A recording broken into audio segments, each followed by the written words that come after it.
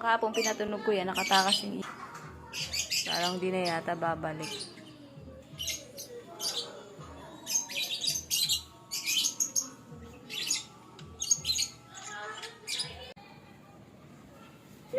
Nakatakas na naman ang ibon. Tatlo yan nakalagay dyan. Yung isang orange, saka dalawang blue.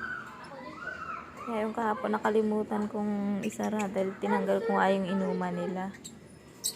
Kalimutan ko isara yung pinto.